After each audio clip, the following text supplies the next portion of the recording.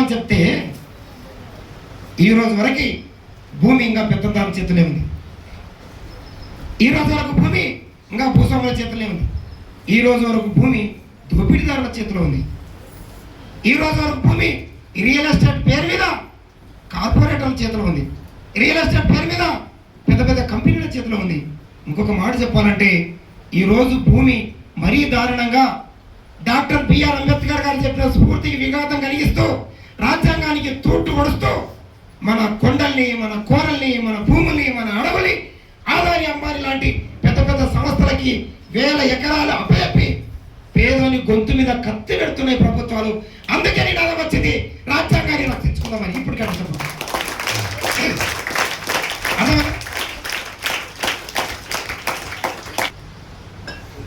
Doctor BR Ambedkar గారు రాజ్యాంగంలో ఇంకో మాట ఏం రాసినంటే,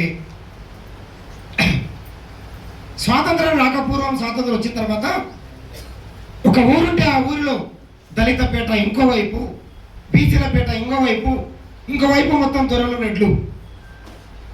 ఎక్కడ చూసినా కుల వ్యవస్థ. మనిషిగా పుట్టినదే కానీ మనిషిగా గౌరవింపబడట్లే. ఈ సమాజం మీద అందరికీ నడవడానికి అవకాశం లేదు. ఈ సమాజంలో అందరికీ చదవడానికి అవకాశం లేదు. గుడిలో ఓనియరు, బడిలో చదవనియరు, కుంటలకు ఓనియరు, బావిలో నీళ్ళు తాగనియరు, దేవుని గుడిలో మొక్కనియరు. దీన్ని డాక్టర్ బిఆర్ అంబేద్కర్ గారు ఖండాలు చూసి, ఈ దేవుడు అందరిది కదా, ఈ గుడి అందరిది కదా, ఈ బడి అందరిది కదా, ఈ రస్తా అందరిది కదా, అసలు ఈ ఊరందరిది కదా, ఎందుకు ఇట్లా వెలివేయబడ్డది?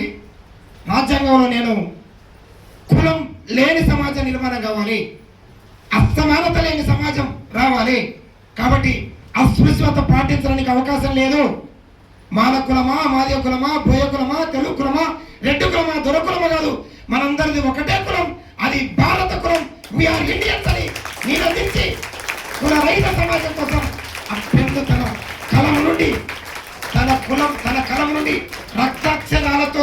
రక్తాక్షరాలతో పొట్టు దుంకుతున్న అక్షరాలతోటి భారత రాజ్యాంగంలో కులం లేని సమాజ నిర్మాణం కావాలని, మతం లేని సమాజ నిర్మాణం కావాలని, మనుషులందరూ సమానమని, మనిషిని గౌరవించమని, కులాన్ని పారదోలమని చట్టం తీసుకొచ్చి మనకు అందిస్తే 2026లో నాగర్ కర్నూలులో తక్కువ కులంలోని వెట్ట దేవుని కాడికి వస్తామని ఒక చిన్న అబ్బాయిని చంపింది మనం ఒక నెల క్రితం చూసినాం కదా.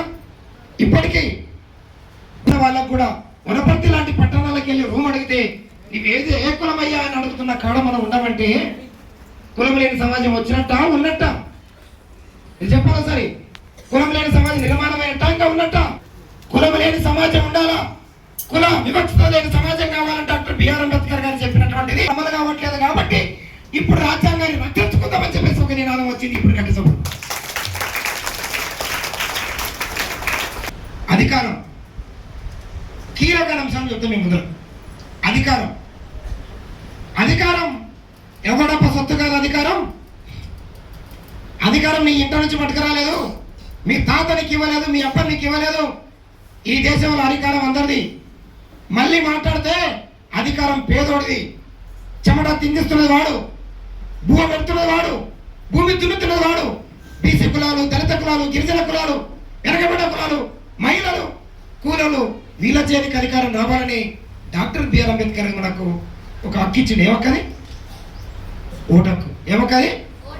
ఓటు హక్కునిచ్చింది. ఓటు హక్కునిచ్చి రిజర్వేషన్లు కల్పించి బీసీలు వార్డు మెంబర్ కానుంచి ప్రధానమంత్రి అయ్యే అవకాశం నీకు కూడా ఉందని, దళితులకి సర్పంచ్ కానుంచి ఎంపీ, ఎమ్మెల్యే, మినిస్టర్, ముఖ్యమంత్రి, ప్రధానమంత్రి అయ్యేటువంటి అన్ని హక్కులు నీకుండవని రాసి నువ్వు కూడా ఎన్నికలు నిలబడొచ్చు, నువ్వు కూడా మీ ఊర్లో సర్పంచ్గా, నువ్వు కూడా నీ ఊర్లో ఎంపీపీగా, నువ్వు కూడా నీ ఊర్లో మీ తాలూకాలో ఎమ్మెల్యేగా, నువ్వు కూడా మినిస్టర్గా, నువ్వు కూడా ప్రధానమంత్రిగా అని చెప్పేసి మన డాక్టర్ బిఆర్ అంబేద్కర్ గారు తన అక్షరాలతో రాసిచ్చిపోతే